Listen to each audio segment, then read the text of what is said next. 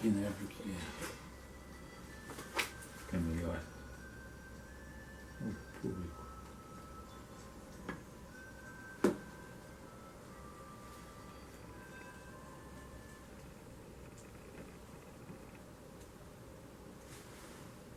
Som aqui, boa noite.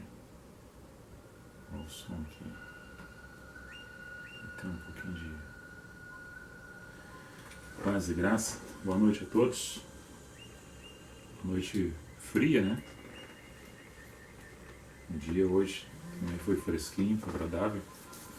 E a temperatura baixou rápido uns dias para cá. Outono entrando aí sábado passado, meio perdido nas datas aí. Esses dias aí. Mas faz parte da nossa natureza.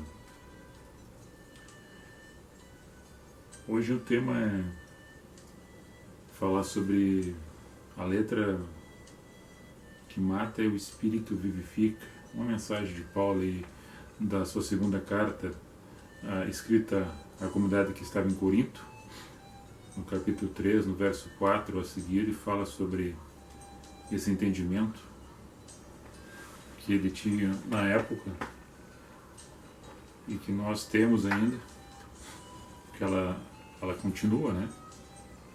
Nesse propósito do espírito vivificar. O espírito é uma coisa que passa de geração em tempo. A letra escrita também passa de geração em geração.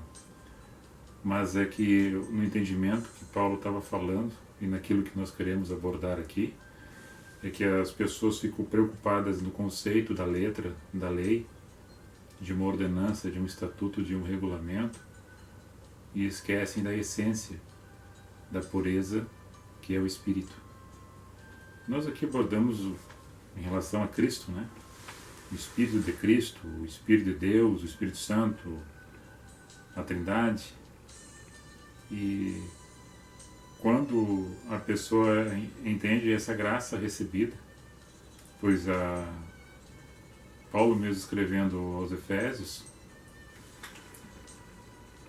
ele diz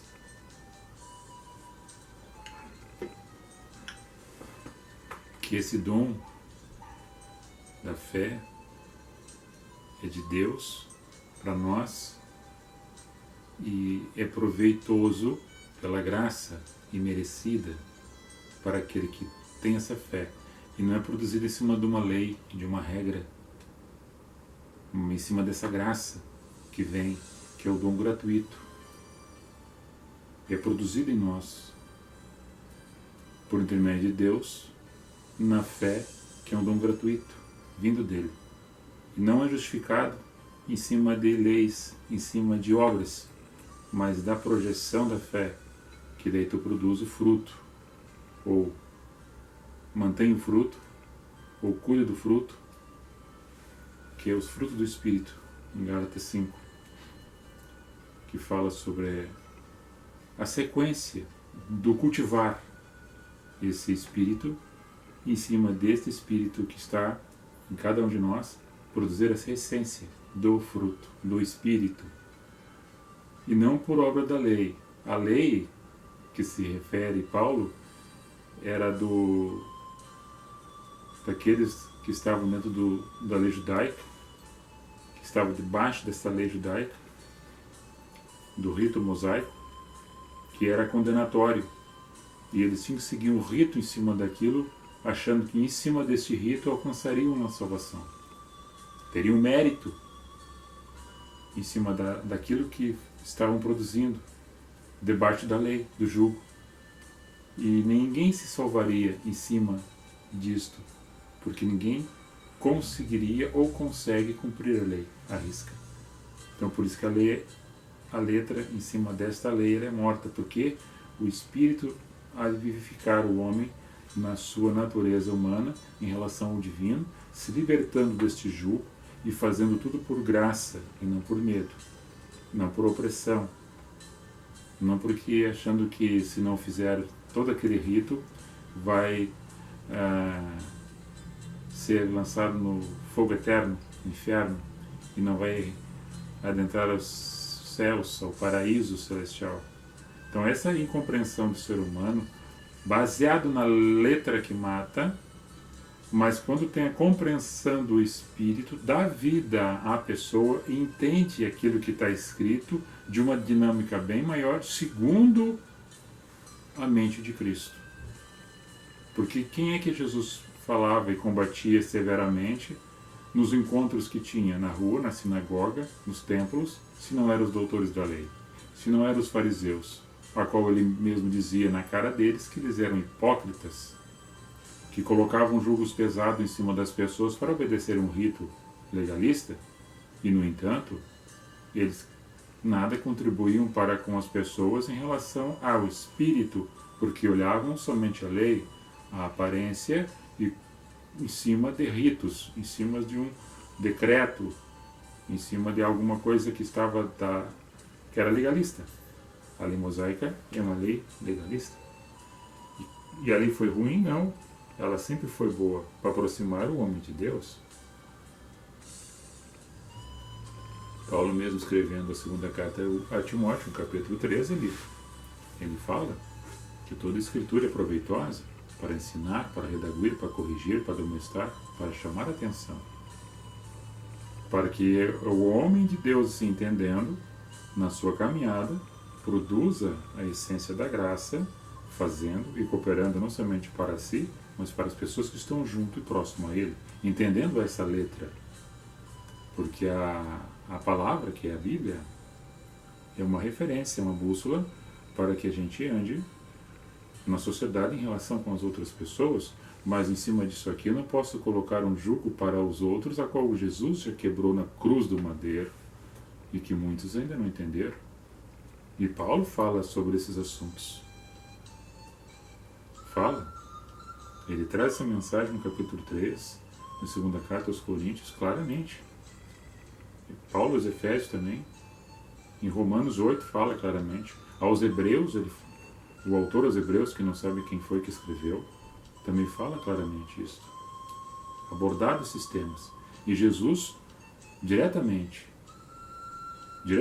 com os fariseus, os doutores da lei, sendo taxativo, direto, sem cortar volta, dizendo que eles eram hipócritas, que fizeram uma pintura por fora de sepulcro caiado, mas por dentro fedia a cadáver. A aparência externa, aquilo que as pessoas gostam de ver, que as pessoas fazem na sociedade, em todos os lugares. Agora, na ambivalência, principalmente nos lugares sacros, da demonstração de piedade, do conservacionismo, daquilo que acho que demonstrando para alguém uma vida reta, digna, e que todos sejam assim, dignos e retos, transparentes, sem problema nenhum, tranquilo. Mas que em cima dessa vida reta, regrada, de harmonia e transparência, não seja baseada em cima de leis para que as pessoas fiquem oprimidas e vivendo com medo. A liberdade que cada uma que nos é dada não é para dar condição a fazer o erro, a cometer o pecado. E também não colocar as pessoas na servidão. A servidão do pecado, o jugo da lei, que oprime as pessoas, a qual Jesus aboliu na cruz do madeiro, ele trouxe uma graça reveladora para todo aquele que crê nessa morte e nessa ressurreição, de reencontrar-se com o Espírito. Então, por isso que o Espírito da vida, porque a lei estava oprimindo as pessoas pela lei, nenhuma seria salvo. E quando Jesus fala em Mateus 5, sobre que ele não veio abrogar a lei nem os profetas, não vim, eu vim cumpri-las. Eu vim cumpri-las porque na perfeição não quer dizer que ele era perfeito, mas que nesse entendimento, de uma forma subjetiva, nós entendemos que ele é a perfeição. E ele sendo perfeito em Deus, Cristo, o Cristo de Deus, o homem Deus, o divino na terra, ele cumpre para que eu e você não possamos. Nós sabíamos que não ia conseguir cumprir, para que ele cumprisse, cumprindo por todos nós. E nós, seguindo agora o caminho dele, entendemos ele nesse Espírito, que pelo Espírito da graça nós somos salvos. Isso não provém de nós, mas provém de Deus. É o dom da fé. E nós acreditamos nisso, isso é a fé. Agora, quando impera a lei em relacionado ao julgo, a decretos, as pessoas ficam com medo, porque dentro de um sistema religioso, as pessoas muitas vezes elas cometem o sacrilégio, o sacrifício, a autoflagelação, porque o rito diz assim para ser feito. Mas Jesus diz: vinde todos aqueles que estáis cansados e oprimidos, que eu vos aliviarei. Meu jugo é suave, meu fardo é leve. Então essa passagem, essas mensagens, essas recordações de Cristo na sua palavra, ela supera toda a parte que fala da letra. Num dado momento, Jesus diz para eles: ei, vocês estão pecando porque vocês não conhecem o que está escrito. A letra. A interpretação dessa letra, do que está escrito, levam, no sentido humano, sempre para escravizar a outra pessoa. Algumas pessoas, alguns homens, algumas mulheres fazem isto. Está escrito, tem que cumprir, mas ele olha somente a raiz da palavra. Ela não vê o contexto e nem o texto, nem o antes e nem o depois, nem o momento geográfico da história que estava acontecendo naquela exatidão, naquele caso específico. Mas dentro da amplitude do Espírito, eu abro o meu entendimento e vejo que a dimensão daquele fato era extraordinariamente do antes, aquele momento e o depois. E nesse Espírito eu vivo. E entendendo isso, o Espírito me vivifica. E a letra está me matando, porque eu fico com medo. Mas quando Cristo entra no ser humano, da sua forma espiritual, porque Deus é Espírito, e começa a agir em nosso entendimento, nós começamos a ter uma compreensão. E essa compreensão é para nos aproximar de Deus por intermédio da relação com as outras pessoas, vivendo em paz e não colocando opressão e ameaças sobre as pessoas, para que, se caso não fizer assim ou fizer assado, ela vai para o inferno. Aí nós estamos agindo já que nem juiz. Nós somos cooperadores. Pela mesma vara que medimos, seremos medidos. O argueiro que tem no meu olho, fica bom eu tirar ele para depois enxergar melhor, para ver o argueiro, o cisco que está no olho do meu irmão. E são palavras simplórias, mas que o Espírito vivifica. Mas muitas mentes cauterizadas ficaram no jugo da lei. E segue o rito. Segue o rito. Porque acha mais necessário o rito do que a graça. E eu entendo para mim, e quero que você compreenda também, que a lei foi graça. Só que as pessoas não entenderam que essa graça veio pela lei para conduzir até Cristo, para Cristo me libertar de tudo aquilo que me oprimia, inclusive da lei, inclusive do jugo, do pecado e da servidão da lei. Em graça agora estou, e quando cumpro a lei, cumpro ela no meu coração com amor. Ela estava escrita em tábuas de pedra. Essa graça está escrita em nossos corações de carne. Eis a grande diferença. Mas eu vou ler aqui o texto para que vocês compreendam. Lembrando também que Paulo fala em Romanos 8 que nenhuma condenação há para aqueles que estão em Cristo Jesus, que não vivem segundo a carne e nem segundo a lei, mas vivem em espírito. Porque não vivemos com medo, porque recebemos o Espírito de adoção, ao qual clamamos e chamamos Deus de Pai.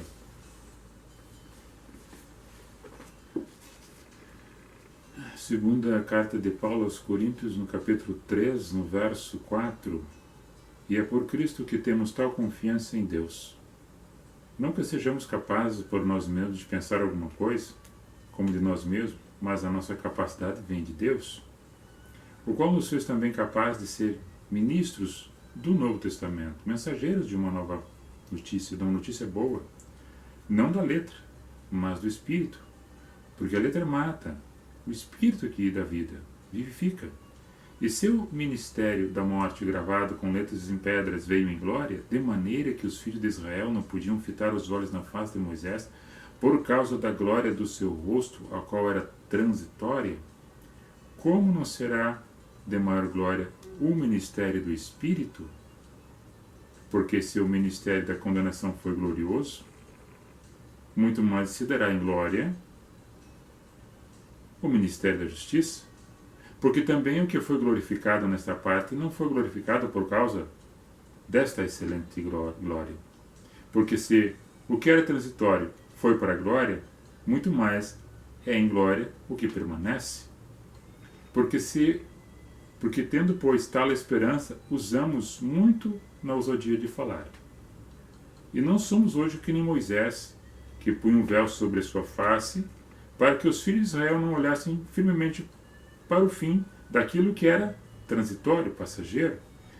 Mas os seus sentidos foram endurecidos, porque até hoje o mesmo véu está por levantar na lição do Velho Testamento, o qual foi por Cristo abolido.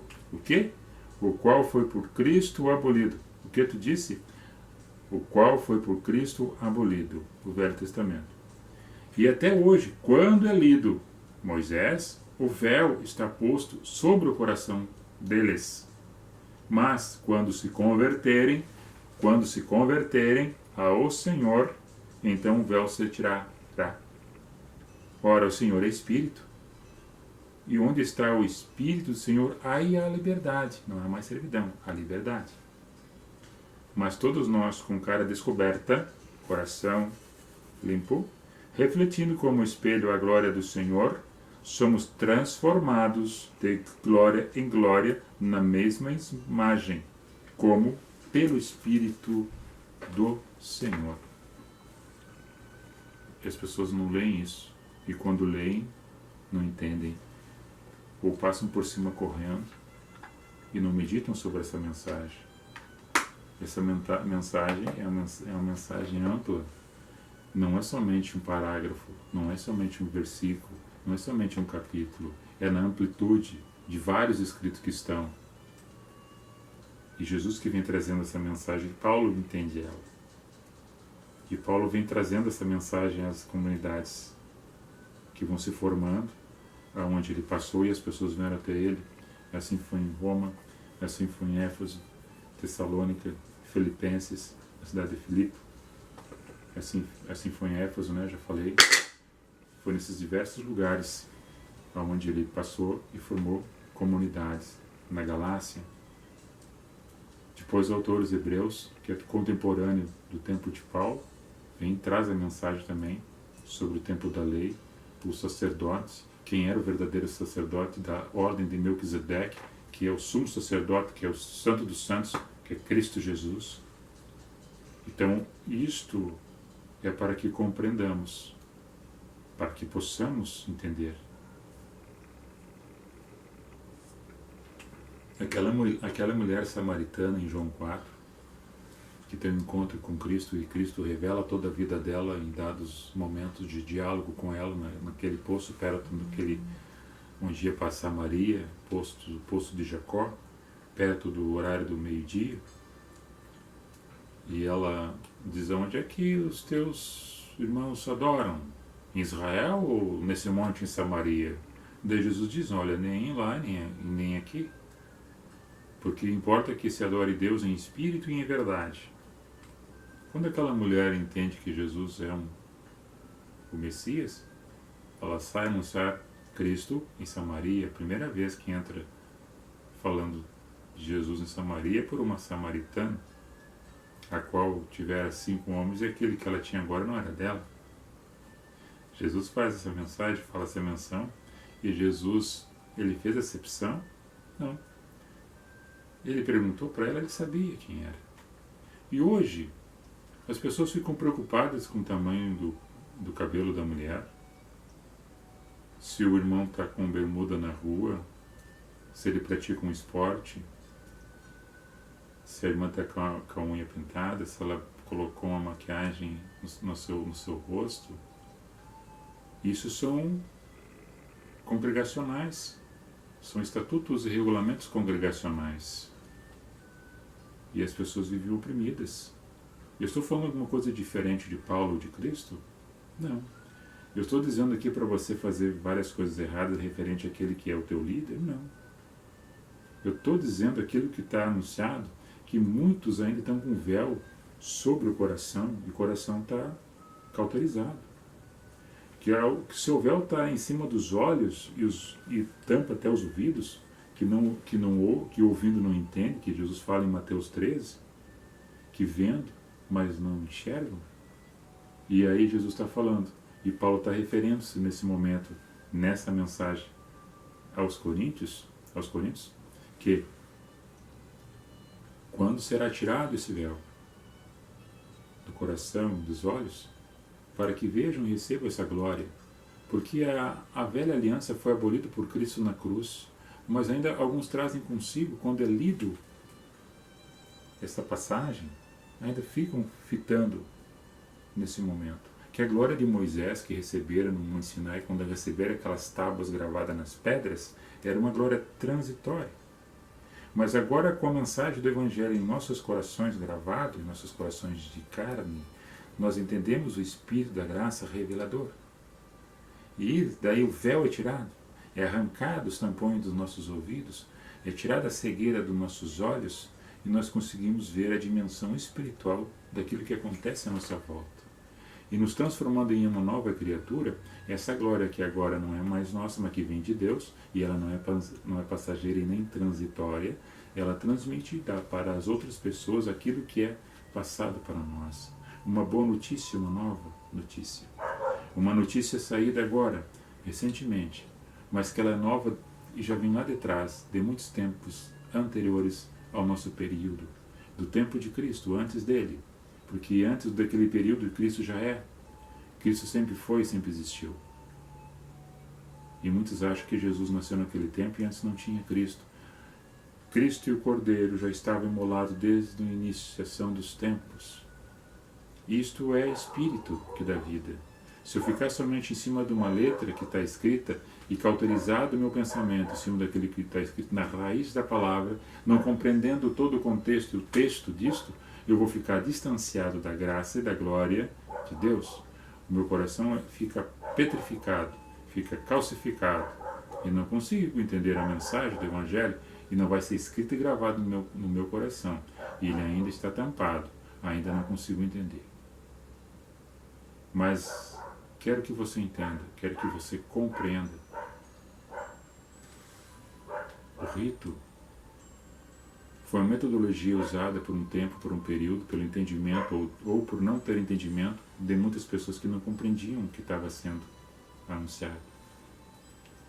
Os profetas eram taxados de loucos porque tinham uma visão mais profunda do Espírito. Eles falavam coisas e algo de mistério muito grande para aquela época. Então era taxado de louco, porque a razão humana não entendia o que estava sendo falado. E por não entender o que está sendo falado, as coisas se divergiam. E divergiam e saíam da direção, do caminho. A mensagem simples, pequena e objetiva. Jesus sempre combateu o farisaísmo, a hipocrisia, os falsos pastores, os falsos ensinadores. E nós fizemos um olhar para dentro de nós e a nossa volta para compreendermos e entendermos onde é que estamos, o que estamos fazendo, se nós estamos realmente vivendo esse Evangelho, você que se diz cristão, e não é ser fanático. Não coma isso, não beba isso, não faça isso, não faça aquilo. Mas toda a liberdade que me dá é condicionada pelo Espírito revelador, que me diz o que posso e não posso fazer. As leis, a graça, o amor, a compreensão, para que possamos viver em paz, em todos os lugares, em todos os ambientes, nascendo de novo, uma nova criatura a cada momento, a cada instante.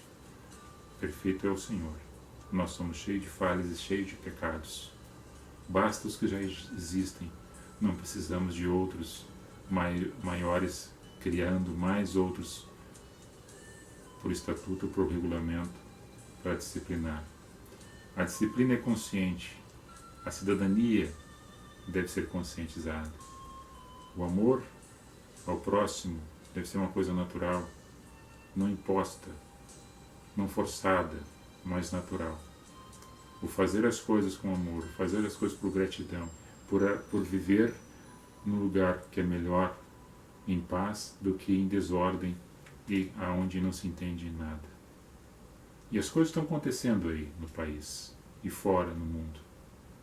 Olhando agora há pouco os noticiários de Moçambique, aquela tragédia lá, muitas pessoas perdidas, muitas pessoas não encontradas, muitas pessoas morreram, outras que estão perecendo pela fome e pela doença, precisando de auxílio humanitário, pedindo oração e pedindo ajuda.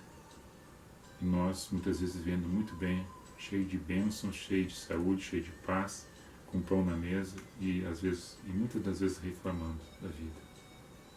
Vamos orar para nossos irmãos de Moçambique e tantos outros, de tantas tragédias que aconteceram nos dias para cá. E também para o povo, para as lideranças, para os governantes, para aqueles que detêm poder ou que tinham poder, ou que achavam que tinham poder,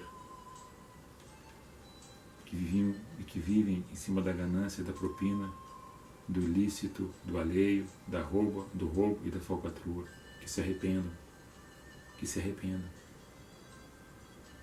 porque em cima disso tudo tem muitas pessoas sofrendo pela falta de remédio, pela falta de saneamento básico, por falta de segurança, por falta de qualidade nos estudos, nos ensinos, por falta de qualidade de vida, pela imoralidade daqueles que detêm o poder, que têm a possibilidade de fazer o melhor, mas faz somente muito para si.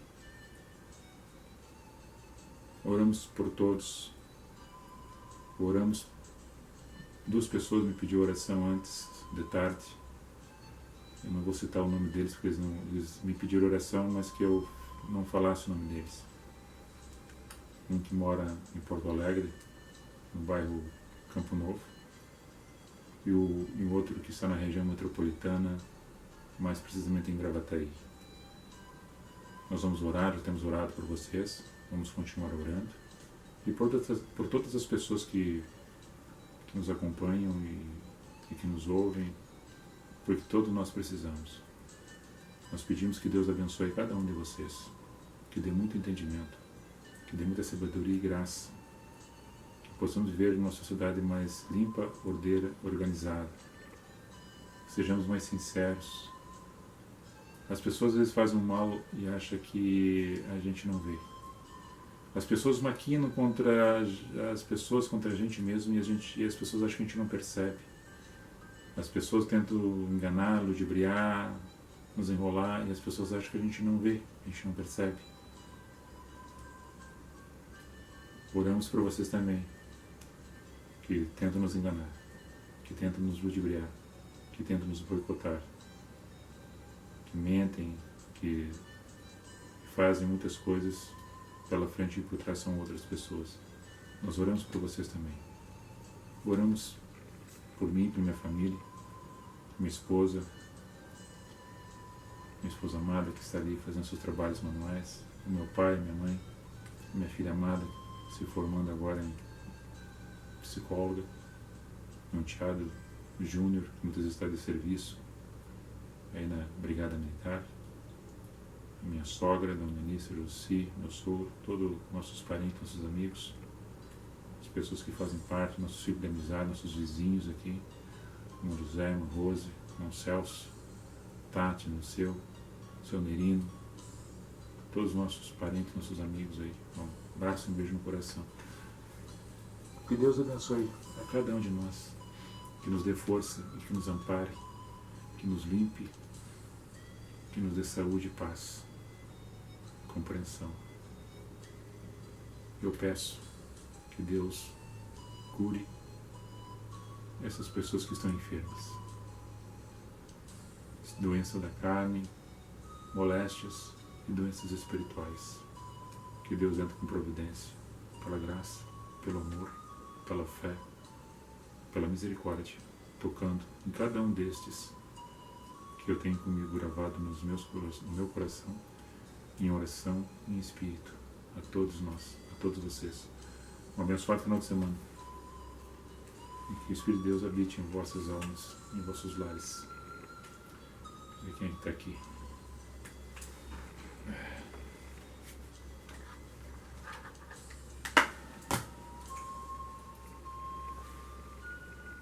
Vamos ver. Citar o nome de vocês aqui, tá? Eu já estou encerrando aqui o...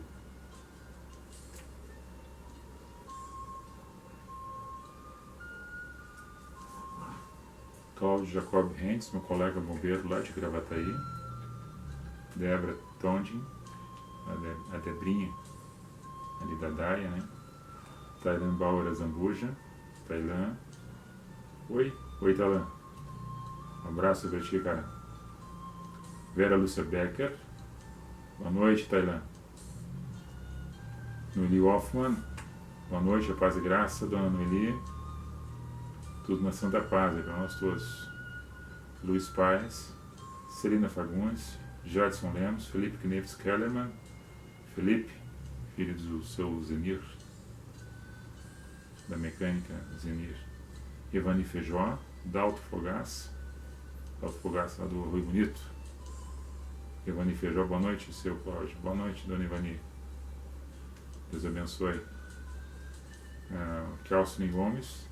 O Kelson Gomes é primo da minha esposa, vem ser meu primo emprestado, lá de Santa Maria.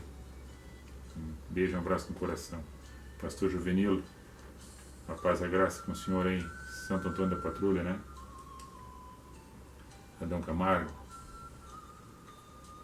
Ivanete Barros Fogaça, Felicimar Ardanás, boa noite.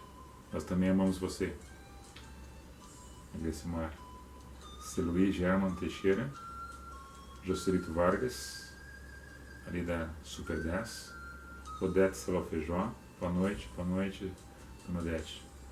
Um abraço aí para você, para a família, para Aristides, para todos vocês aí da família Feijó, nossos amigos, nossos irmãos. Paz e graça. Até mais. Vou encerrar aqui.